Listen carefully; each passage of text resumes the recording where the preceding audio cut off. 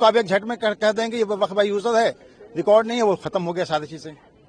और दूसरी सबसे बड़ा इंपॉर्टेंट चीज है कि आपने कहा सेक्शन 2 में जो ट्रस्ट है, अगर कोई ट्रस्ट है तो वक्फ अप्लाई नहीं होगा।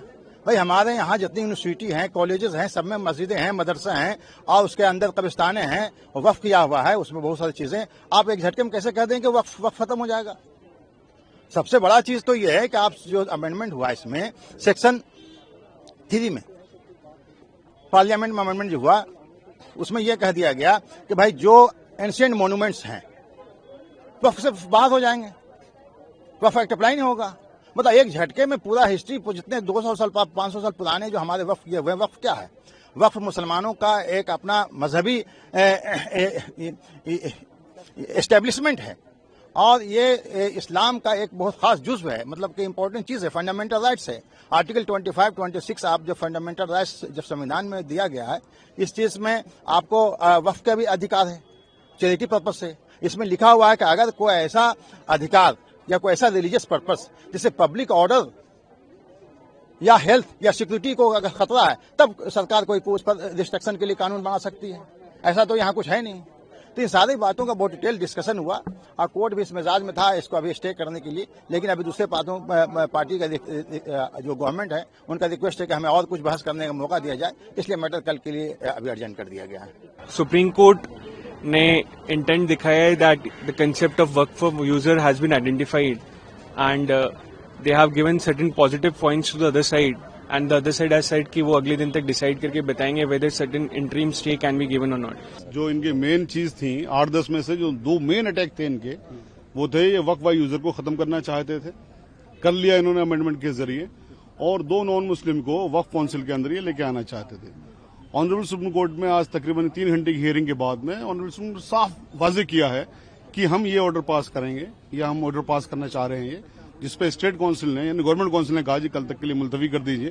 तो वो जो वहां पर बताया गया था वो ये बताया गया था ऑनरेबल सुप्रीम कोर्ट की तरफ से कि हम वक्फ बाय यूजर को रिटेन करेंगे इंटरिम, जब तक इसकी पूरी सुनवाई ना हो जाए, यानी इंटरिम ऑर्डर इस तरह का करने जा रहे हैं। दूसरी चीज क्या थी इसमें कि जो नॉन मुस्लिम को आपने इंक्लूड किया उसको भी हम स्टे करेंगे।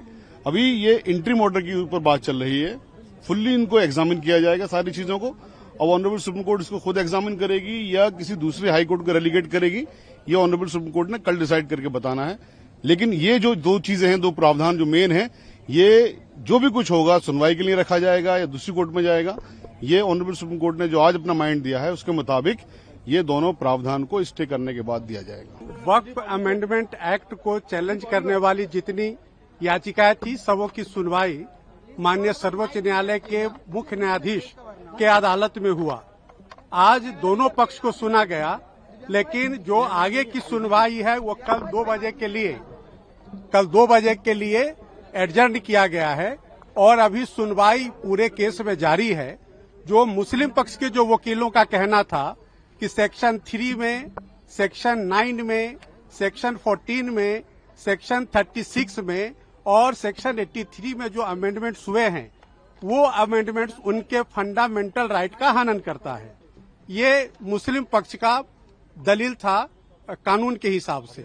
दूसरा उनका कहना है कि जो उनका फंडामेंटल राइट है आर्टिकल 25, 26 में, यह जो संशोधित कानून है ये उसका हनन करता है। लेकिन भारत सरकार के तरफ से सॉलिसिटर जनरल और हम लोग जो समर्थक इस संशोधन के हैं, हम लोग के तरफ से जो सीनियर एडवोकेट्स और हम लोगों ने भी अपनी बात रखी कि जो अमेंडमेंट है वो बिल्कुल संविधान सम्मत है और उसमें के अमेंडमेंट को जब आप देखेंगे, चाहे वो सेक्शन 3 का अमेंडमेंट हो, सेक्शन 9 का अमेंडमेंट हो, सेक्शन 14 का अमेंडमेंट हो, सेक्शन 36 का अमेंडमेंट हो, 83 में, तो कोई भी फंडामेंटल राइट का हनन नहीं हो रहा है। माननीय बेंच भी अपने ऑब्जर्वेशन में कहा कि हाँ, जो बहुत सारे अमेंडमेंट्स हैं वह ऐसा प्रतीत होता है कि संविधान के अनुसार है, लेकिन उनका जो यूजर का जो डेफिनेशन है उस पर कोर्ट कुछ क्लैरिफिकेशन चाह रही थी। साथ ही साथ कोर्ट का कहना था कि जो काउंसिल के कॉन्स्टिट्यूशन में जो मेंबर्स हैं उसमें हिंदू मेंबर्स को लेकर के कोर्ट क्लैरिफिकेशन चाह रही है। इन 2 मुद्दों पर कल सॉलिसिटर जनरल साहब से और जो हिंदू पक्ष के जो तमाम हम वकील हैं, हम लोगों से उस पर असिस्टेंस मांगा है, क्लैरिफिकेशन मांगा है। अब कल जो है सारे मुद्दे की सुनवाई 2 बजे होगी। कोर्ट कन्विंस हुआ और कोर्ट पहले से भी जानता था, ये बेंच पूरा समझती थी कि ये मामला क्या है। बेंच ने 4 पॉइंट को है रेज किया उसमें। बेंच ने पहले कहा कि नोटिस तो हम इस पे इशू करेंगे, जो सॉलिसिटर जनरल है उसको कहा कि हम आपको नोटिस इशू करते हैं, ठीक है, नोटिस इशू करेंगे हम, लेकिन हम इसके ऊपर ये कोई पार्लियामेंट एक्ट बनाती है तो उसके ऊपर स्टे नहीं लगाते हैं। लेकिन ये एक्सेप्शनल केस है, ये केस एक एक्सेप्शनल केस है जिसके लिए हम इस पे इंटरिम स्टे देंगे, हम इस पे इंटरिम रिलीफ देंगे। इंटरिम रिलीफ जो है कोर्ट ने ये कहा कि हम अभी डिक्टेट करा रहे हैं इंटरिम ऑर्डर, उसमें उन्होंने हमें क्या क्या रिलीफ दिया। पहला रिलीफ दिया कि एक्स ऑफिशियो को छोड़ करके बाकी जो भी मेंबर होंगे वो सब मुस्लिम होंगे, ये हम लगाते हैं। दूसरी चीज, जो कलेक्टर अगर जा करके सर्वे करता है तो वो कलेक्टर जाके सर्वे करने से पहले कोई उसका नेचर नहीं चेंज कर सकता और करने से पहले हमारे यहाँ एप्लीकेशन लगाएगा इस कोर्ट में आके। तीसरा, ये उस कोर्ट ने कहा कि जो भी प्रॉपर्टी है, चाहे वो वक्फ बाय यूजर है या चाहे वो रजिस्टर्ड है, उसका डी नोटिफाई नहीं करेगी सरकार जब तक हम ये मामला नहीं सुन रहे हैं। तो ये चारों ही चीजें हमें चाहिए थी और यही चीजें कोर्ट समझ चुका और इसी चीज के ऊपर कोर्ट हमें जो है वो इंटरिम ऑर्डर दे रहा है। तो तुषार मेहता लिटरली गिड़गाने लगे कोर्ट के सामने कि हमें और सुन लिया जाए, हमें और टाइम दे दिया जाए, हमें कल के लिए रख दिया जाए। तो जज ने काफी रजिस्ट होकर के फिर हमने भी कहा कि ठीक है, आप इनको अपॉर्चुनिटी दीजिए, मिस्टर मेहता को आप सुनिए और फिर हम भी कल और कुछ सुनाएंगे कोर्ट को। और कल 2 बजे के लिए ये रखा गया है। अल्टीमेटली ऑर्डर पास नहीं हुआ है, जो ऑर्डर पास नहीं हुआ, लेकिन जजेस क्या चाहते हैं, कोर्ट कैसा सोच रहा है वो हमें पता चल गया और कोर्ट किस तरीके से फैसला, कोर्ट पूरा मैटर समझ चुका है, सेंसिटिविटी समझ चुका है और कॉन्स्टिट्यूशन कैसे जो है वो वायलेट हो रहा है वो कोर्ट समझ चुका है।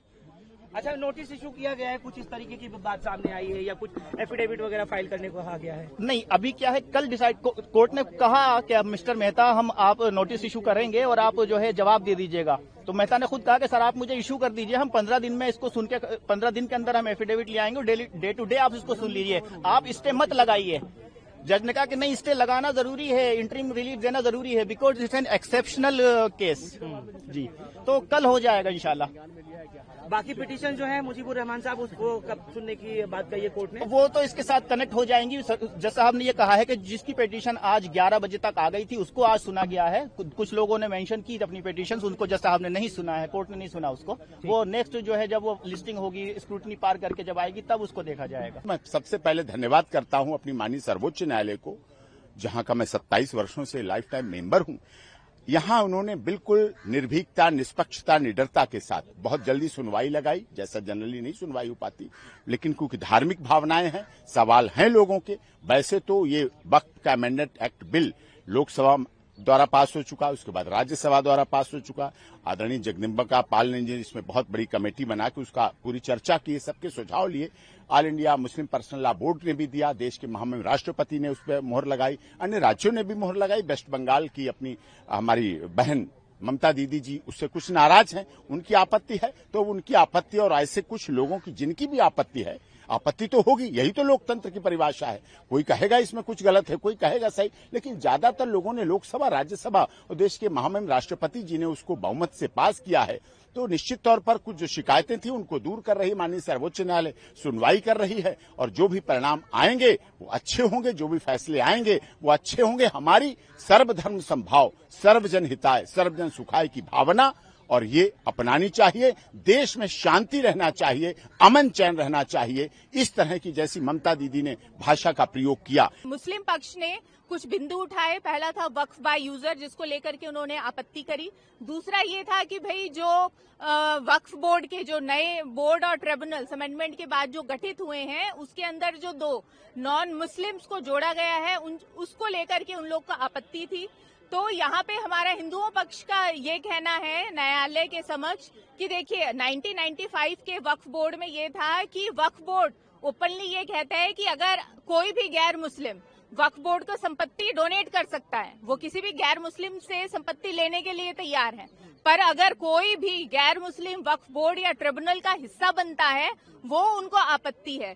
तो इस चीज को लेकर के उन्होंने मुद्दा उठाया, जो हमारे अधिवक्ताओं ने, हमने उस चीज का पुरजोर विरोध किया। उन्होंने पूरी कोशिश करी कि आज स्टे लगे, तो उसमें भी वो नाकाम रहे।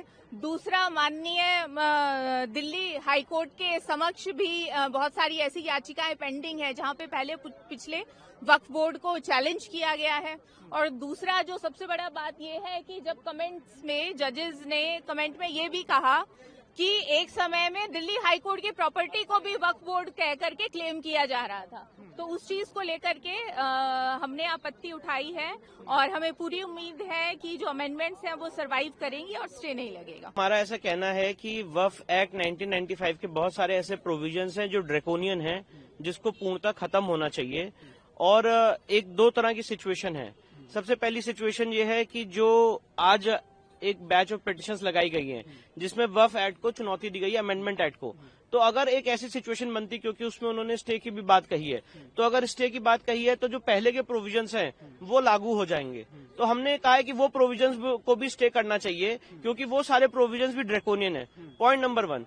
पॉइंट नंबर 2, वक्फ एक्ट 1995 में ड्रैकोनियन प्रोविजंस अभी भी हैं जो अमेंडमेंट एक्सरसाइज से रह गए, उसको भी हमने चुनौती दी है। फॉर एग्जांपल, जो पर्सन एग्रीव्ड शब्द यूज है, जिसमें नॉन मुस्लिम्स भी आते हैं और उनको ये ऑब्लिगेशन है कि उसको वक्फ ट्राइब्यूनल में चैलेंज करें, उनकी जमीन अगर चली गई है, उसको हमने चैलेंज किया है। वक्फ ट्राइब्यूनल पूर्णतः गलत है, सारे मामले सिविल कोर्ट जाने चाहिए, ये मांग हमने की है। सेक्शन 89 में अगर वक्फ के खिलाफ केस फाइल करना है तो नोटिस देने का प्रावधान है, उसको हमने चैलेंज किया है। शामला दा, जो एक गांव समाज की जमीन होती है, वो पूरी की पूरी जमीन वक्फ को घोषित कर दी गई है वक्फ की डेफिनेशन में, उसको हमने चैलेंज किया है। इसके साथ साथ और भी ऐसे प्रावधान है, सेक्शन 28 है, 29 है, सेक्शन 41 है, सेक्शन 36 है, जिन सब में डबल रजिस्ट्रेशन का प्रोविजन है। इन सबको भी हमने चुनौती दी है और हमारी ऐसी मांग है कि वक्फ एक्ट 1995 के जो ड्रैकोनियन प्रोविजन है उन सबको स्टे किया जाए और जो अभी ड्रैकोनियन प्रोविजन रहेंगे उनको भी स्टे किया जाए। तो सर, जो नया एक्ट जो अमेंडमेंट सरकार ने किया है उससे स्थिति में कितना बदलाव? नहीं, देखिए, जो नया अमेंडमेंट एक्ट आया है वो काफी अच्छा है, काफी हमने कदम आगे बढ़ाया है। जैसे सेक्शन 3B आया है, 3C आया है, 3D आया है। वक्फ बाय यूजर को खत्म किया गया है और जो पूर्व में वक्फ बाय यूजर है, अगर उस पर डिस्प्यूट है तो वक्फ बाय यूजर नहीं माना जाएगा। ये सब उसमें मेंशन्ड है। सारे वक्फ के डॉक्यूमेंट्स का दस्तावेज सबमिट करने का मैंडेट दिया गया सेक्शन 3B में। सेक्शन 3C में कहा गया कि सारी सरकारी संपत्ति वापस ली जाएंगी। सेक्शन 3D में कहा गया कि वक्फ का जो कानून है वो ASI संपत्तियों पर लागू नहीं होगा और वक्फ बोर्ड जो है उसमें जो उसका कॉम्पोजिशन है उसको भी बदला गया है। तो काफी बेहतर चीजें हैं, पर कुछ कुछ चीजें रह गई हैं, उसको हमने माननीय सर्वोच्च न्यायालय के सामने चुनौती दी है। दूसरे जो पक्ष है, जो मुस्लिम पक्ष से कहें तो उनका कहना है कि एक्ट अमेंडमेंट गलत है, उससे उनके हित प्रभावित होंगे। आप क्या कहते हैं? नहीं, देखिए, मेरे हिसाब से तो अमेंडमेंट एक्ट सही है और अमेंडमेंट एक्ट इस समय जो हित प्रभावित हो रहे हैं वो हिंदू समाज के हो रहे हैं, जो अन्य समाजों के हित प्रभावित हो रहे हैं। अगर ये कहना कि उनका हित प्रभावित हो रहा है तो मुझे तो उसमें कोई ऐसा प्रोविजन लगता ही नहीं है। आप मुझे बताइए, अगर इस्लामिक लॉ ये कहता है कि वक्फ बिना वक्फ डीड के नहीं हो सकता है, तो यही बात तो सेक्शन 36 में लाई गई है। अगर वक्फ बाय यूजर का कंसेप्ट कोई भी किसी भी इस्लामिक लॉ में नहीं है, ना किसी माननीय कुरान में है, ना हदीस में है, तो फिर उसमें क्या दिक्कत है? यही बात तो इस प्रोविजन में लाई गई है। तो यहाँ पे पॉइंट इन इशू ये, डिबेट ये है कि अभी भी ऐसे ड्रैकोनियन प्रोविजन है जो हमें इम्पैक्ट कर रहे हैं, हमारे राइट्स को इम्पैक्ट कर रहे हैं, इसलिए हमने उसको चुनौती दी है। सर, बंगाल सरकार ने इसका मुखर विरोध किया है, कहा है कि हम लागू नहीं होने देंगे, क्या देखिए, मुझे ऐसा लगता है कि इस तरह के जो बयान है ये असंवैधानिक है। ये सेंट्रल एक्ट है, केंद्रीय कानून है और हर सरकार का ये दायित्व है स्टेट गवर्नमेंट का कि वो सेंट्रल एक्ट को इम्प्लीमेंट करे, लागू करे।